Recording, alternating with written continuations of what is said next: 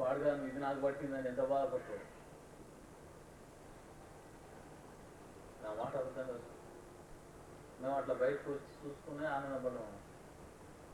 అబ్బా ఇప్పుడు మనం రోజు కూరగాయలు అవి ఒక బస్తా అవి తీసుకొని పొయ్యి ఊరికి వచ్చి ఎత్తేసి పక్కన కూర్చుంటాము.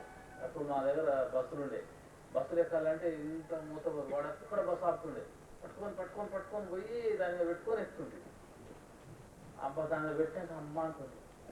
అట్లనే ఈ శరీరం వదిలిపెట్టి అట్లయితే అంత ఆనందం.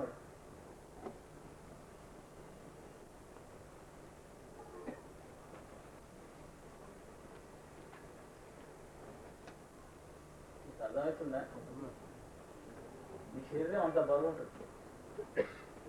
గిట్లే కిందకి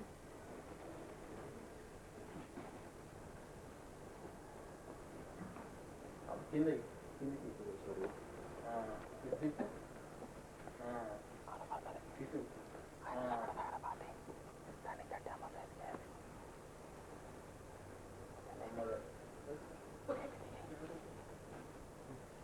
అర్థమవుతుందా?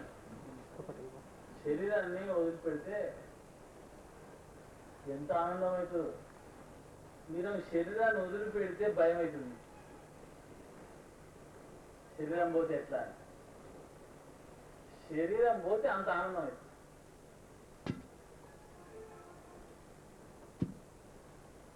ఈ మాట సత్యం.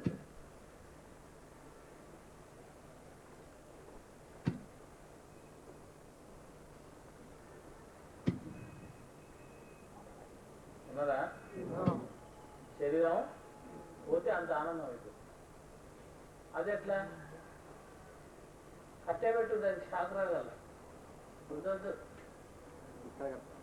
ఎక్కడైనా పెట్టు. మనం చేసిన తప్పుకు అది ఇదవుతుందండి, మళ్ళీ బంధిస్తుంది. దీనికి ఆశ, మోహము అవి పోక దాన్ని పట్టుకుంటుంది. ఎట్లా అంటే ఈత రానోడు ఏం చేస్తాడు? ఈత నేర్చుకొని బిర్రుగా పట్టుకుంటాడు. ఎందుకంటే వాడిని పట్టుకుంటేనే తనకు ఆసరా. అందుకే ఈత నేర్చుకోవాలి అంటే నన్ను పట్టుకోకు, రొట్టెలు కట్టినా నన్ను పట్టుకోకురా, నేను నీకు ఎందుకురా, నువ్వు చూడరా అనుకుంటేనే దూరంగా ఉంటారు. వాడిని బిర్ర పట్టుకుంటే వీడి మెచ్చకుండా అవుతాడు. అట్లనే మీరు చనిపోయేటప్పుడు దేహాన్ని బిర్రగా పట్టుకుంటారు. దేహాన్ని బిర్రగా పట్టుకున్నప్పుడు ఏమవుతుంది? ఈ ప్రకృతి లావుతుందా? ఎట్లా లావుతుంది అంటే,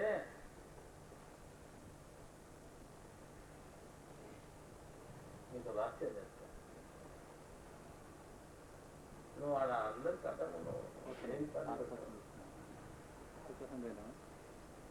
అయితే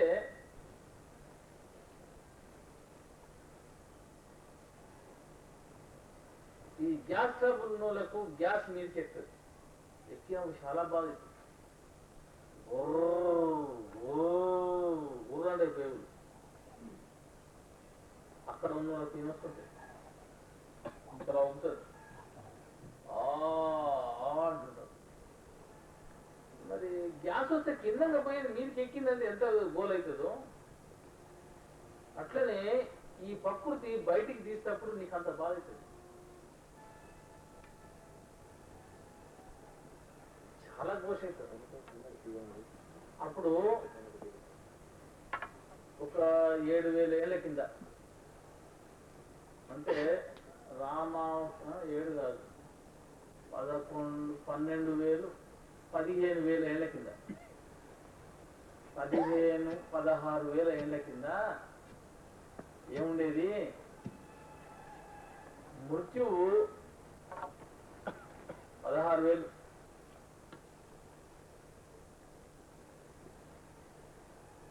కాలంలో ఆ జీవి ప్రాణం వదులుతప్పుడు ఎవరు కేకేసి చనిపోతుండే 16,000 ఏళ్ళ కింద.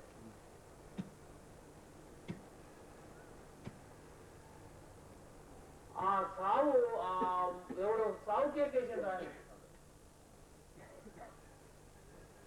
ఇక్కడ నుంచి ఒక 1/2 కిలోమీటర్ వచ్చేది ఆ కూత, అంటే ఒక ఊరు మొత్తం వచ్చేది.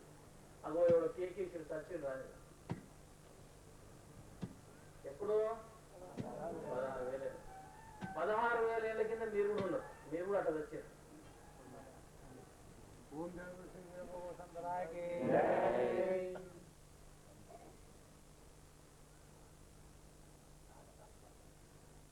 ఎంత ఖచ్చితంగా చరిత్ర చెప్తున్నా చూడండి. 16,000 ఏళ్ళ కింద నువ్వు పూర్తి చచ్చినావు, రాసుకున్నా మాట.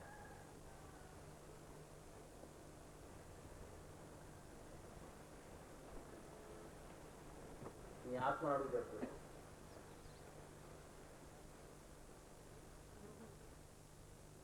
మీరు ఎట్లా చెప్పగలుగుతున్నారు అంటే అదంతా డెప్త్ చెప్పాలంటే నీకు అర్థం కాదు, కానీ 2 మాటలతో చెప్తా. నువ్వు ఇదొకటి ఎప్పుడన్నా చింతకాయ తిన్నావా అన్న? చింతకాయ నోట్లు వేసుకుంటే నీళ్ళు ఎట్లుంటాయి తెలుసు కదా. అది ఇప్పుడు అనుకుంటే అట్లా ఉంటది కదా అని అనిపిస్తుంది కదా. ఇది కూడా కంటే నాకు కూడా అట్లా అనిపిస్తుంది. మీరంతా అప్పుడు కేకేసి వచ్చారు. అమ్మా అదే ఎట్లా అంటే చింతకాయనే ఎట్లా అంటే అప్పుడు అవతారం నరసింహ అవతారం అప్పుడు ఉన్నవాళ్ళే మళ్ళీ రామావతారం తర్వాత కృష్ణావతారం, మరి ఇప్పుడు కృతయుగానికి వసంతరాయ అవతారానికి కనెక్షన్ అయి వస్తాయి. అయితే ముక్తి పొందినేమో రావు, మోక్షం పొందినే మళ్ళీ వస్తూ ఉంటాయి.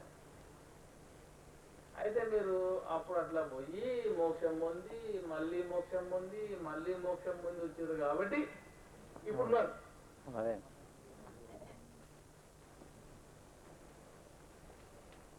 అది చింతకాయ. ఇప్పుడు మీకు అర్థమవుతుంది కదా. లేకుండా ఉండరు. ఎందుకు ఉండరు అంటే చింతకాయ నోట్లు వేసుకుంటే పులుపు ఎట్లు వస్తుందో, ఆ నోళ్ళు ఎట్లు వస్తాయో, అది అనుభవం ఎట్లుందో అట్లా నాకు నా ఆత్మను అడిగితే ఇది వీళ్ళే అని చెప్తుంది. అప్పుడు నేను చింతకాయ నేను నోట్ల ముందర పెట్టి అన్నానుకో అని అంటావు కదా. మిమ్మల్ని కూడా మొదలు పెట్టుకొని అంటే నోళ్ళు ఊరుతున్నాయి అట్లా నువ్వు చింతకాయ అంటే దీన్ని బట్టి క్యాలిక్యులేషన్. అంటే నరసింహ అవతారంలో మోక్షం పొందారు కానీ ముక్తి పొందలేదు, అప్పుడు కూడా గిట్నే కథ పడ్డారు. రామావతారంలో మోక్షం పొందారు కానీ ముక్తి పొందలే, స్వర్గానికి కూడా పోలే. చూడు కృష్ణావతారంలో నకరాలు చేసినట్టు మళ్ళీ పోలే, ఇప్పుడు వసంతరాయ అవతారం వస్తే మళ్ళీ నకరాలే చేస్తుంది.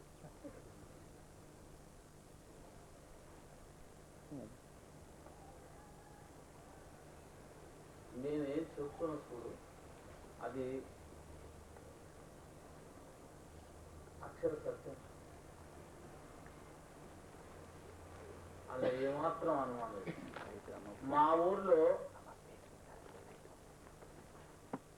కడుపును వస్తే నవ్వుకుంటా కూర్చుంటారు. మీ ఊళ్ళో అంటే కడుపును వస్తే అనే సమస్య వచ్చినప్పుడు ఎవడైనా ఏడుస్తారా నవ్వుతారా, వాడు ఉల్టా చెప్తున్నారని నీకు అర్థమవుతుంది. మీ ఊర్లో కడుపును వస్తే ఏడుస్తారు, మా ఊర్లో నవ్వుతారు. కడుపును వచ్చిందంటే నవ్వుడే. అయ్యో ఇది ఎక్కడ కడుపు నొప్పి పాప, అది కడుపు నొప్పి కాదని నువ్వు క్యాలిక్యులేషన్ లో చెప్పారు. అవునా? అట్లనే మీరు నా దగ్గరకు వచ్చిందంటే నే నాకు తెలుసు ఆడ ఏడ్చి ఈడ ఊడుస్తుంది అమ్మా.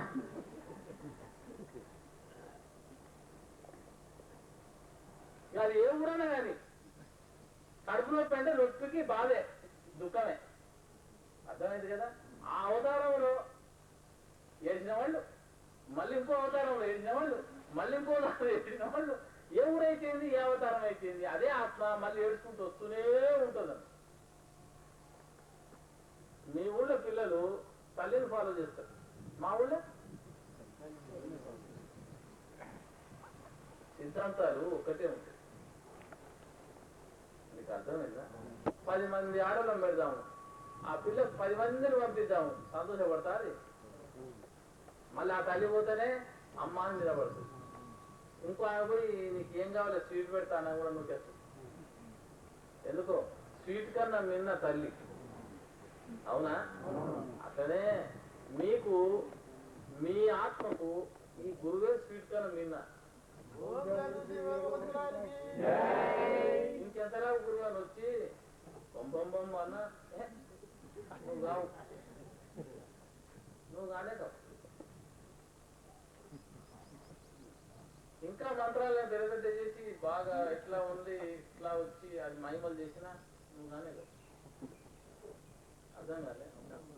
మెల్లె కన్ను, రొట్ట చెంపలు, ఏమి మిట్ట నొట్టలు, కూలిపోయి అన్నా కూడా తల్లిదేరు అని అమ్మ అని కావు. మీరు ఎందుకు పోతున్నారు మీ మహారాజ్ దగ్గరికి అంటే నాకే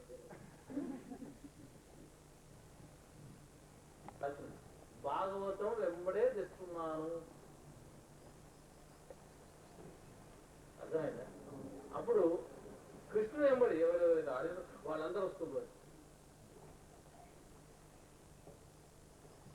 ఆ ఆత్మలన్నీ వస్తున్నాయి. కాలజ్ఞానం వచ్చినమే, ఇదేం కొత్త విషయం కాదు. పాత సారా కొత్త సీత. అదే ఆత్మ, అదే సూక్ష్మ రూపం ఇంకో దాంట్లో. ఇది ఎంత రాష్ట్రం.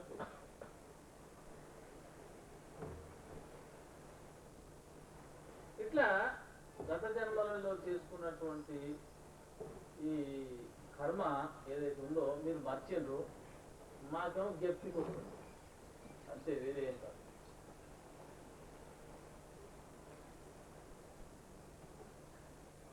మరి ఈ మృత్యువును ఎట్లా చేయించాలి? ఇప్పుడు మా ఇంట్లో మా తండ్రి గారు కూతున్నారు, అది యజ్ఞం చేయాలి.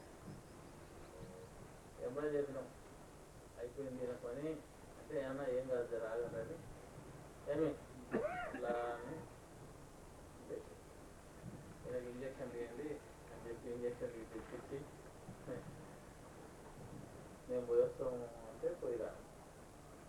అందరికి చెప్పినాను రేపు యజ్ఞం ఉంది, ఎల్లుండి రాత్రికి వెళ్ళిపోతాడు, మళ్ళా నేను వస్తాను, మీరేం బాధపడచ్చు, నేను ఆజ్ఞ తీసుకుంటాను. అవసరం చాలా పెద్ద యజ్ఞం ఉంది, అది చెడిపోతుంది, దానికి ఆపుతున్నాను. ఎవరికి అర్థం కాదు, మంచిగా ఉండదు కదా అంటే ఇక సరే అని సుదర్శనట్టు ఉండే నువ్వు ఉన్నావు కదా ఆయన అన్ని చూపించు. ఇక ఆయన పాపం ఆఫీస్ పోకుండా ఉండు అయ్యాల ఎట్లయితే ఇంటి పక్క అంటే ఏం కాదు అని చెప్పి వెళ్ళిపోతుంది. వెళ్ళిపోయి కరెక్ట్ టైంకు అక్కడ యజ్ఞం చేసినాం, పూర్తయింది. ఏదైనా యజ్ఞం చేసి ఆ రాత్రి ఉండి తెల్లారి మాట్లాడి రాత్రికి వస్తా. అటువంటిది ఆడ ఇక నేను ఉండనబ్బా నాకు టైం అయింది నేను వెళ్ళిపోవాలని ఆడ వాళ్ళు మీటింగ్ పెడితే కూడా 1-2 గంటల ముగించుకొని వచ్చి నడవండి నడవండి అని నన్ను ఎక్కించి వెళ్ళి వస్తూనే ఉన్నాను. నల్లగొండకు వచ్చి కాల్ చేతులు కడుక్కుని దాన్ని ముగిస్తున్నాం లేదు, ఫోన్ వస్తూనే ఉంది, అయిపోతుంది అయిపోతుంది అయిపోతుంది అవ్వబ్బా అయిపోతుంది. అదే సరే రాజ్కి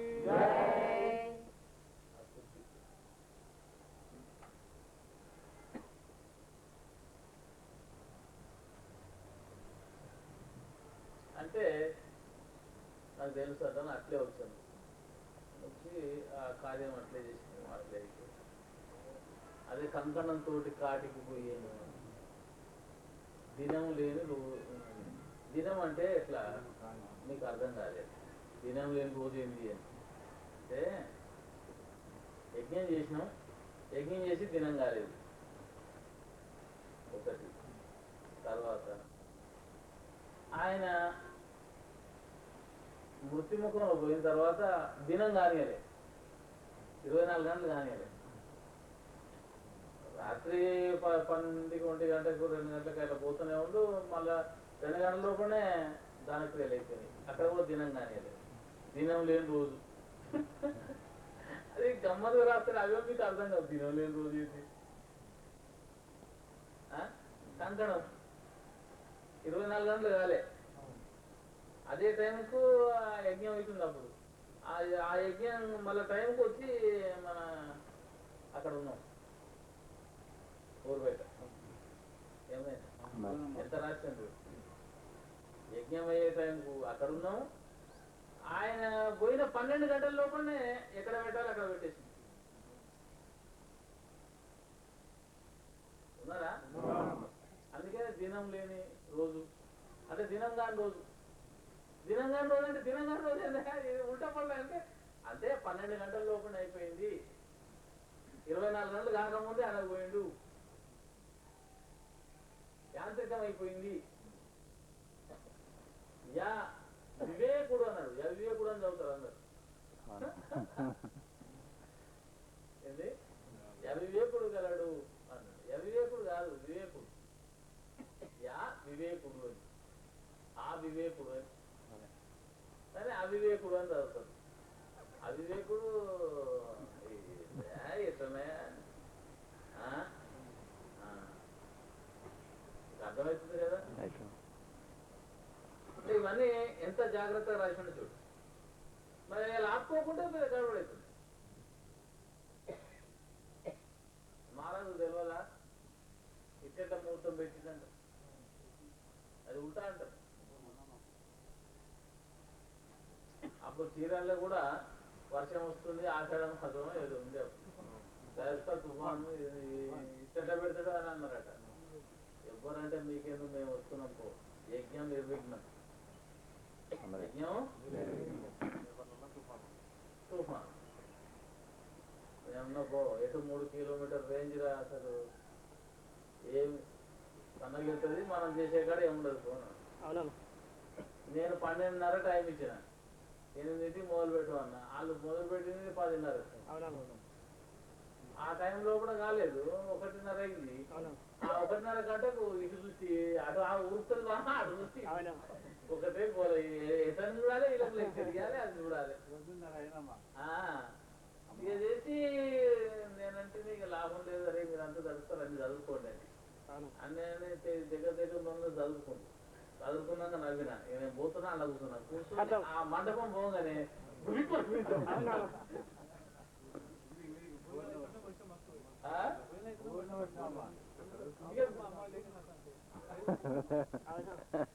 యజ్ఞం చేస్తారో చేసిన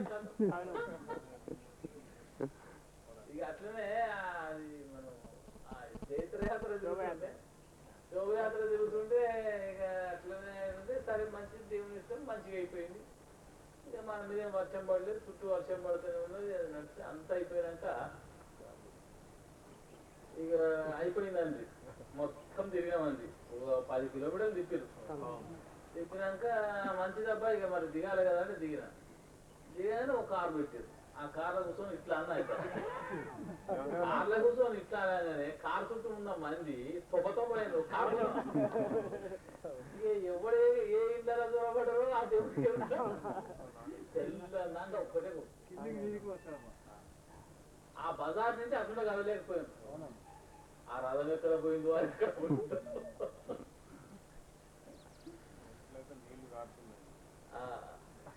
అది అట్లనే ఉంటుంది. దైవ ఇష్టం ఉంది కాబట్టి అట్లయితే మనం ఎవరు ఇప్పుడు ఇదంతా డైజెస్టెన్స్ తోటి అవుతుంది. మా కీలుకూర ఏమనుకుంటాడు, నేను ఎంబడే ఉంటే నాకు ఇలా పాలియడని.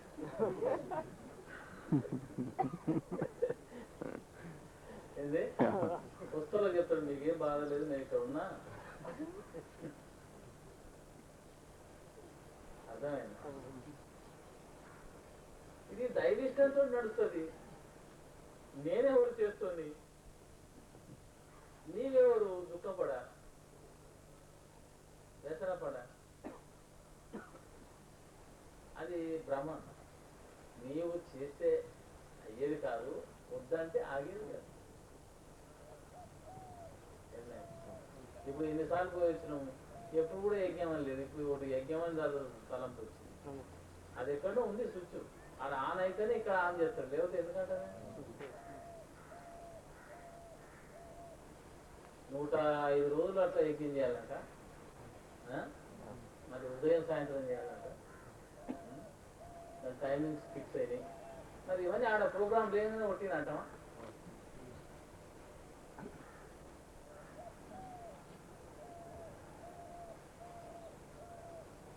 మరి మనం పోతప్పుడు ఫాదరు కొన్ని గంటలకు ఇట్లా పోతాడని చెప్పినాను. మంచిది అన్నారు. నేను వెళ్ళిపోయినాను. వచ్చేవరకు ఆ టైం పోయాడు. మరి ఆపినది మనకెరక, చెప్పింది మనకెరక, నడిచింది మనకెరక. అనుభవిస్తున్నా కూడా వాళ్ళకి ఆ గుడితనం ఆ అర్థంలో కనబడదు. ఎంతసేపు మెటీరియలిస్టిక్ ఆలోచనే ఉంది. మరి వాళ్ళకి అట్లా ఉంది. మరి నీకు ఎదుటో అంతప్పుడు మనకెంత ఉందో చూడాలి.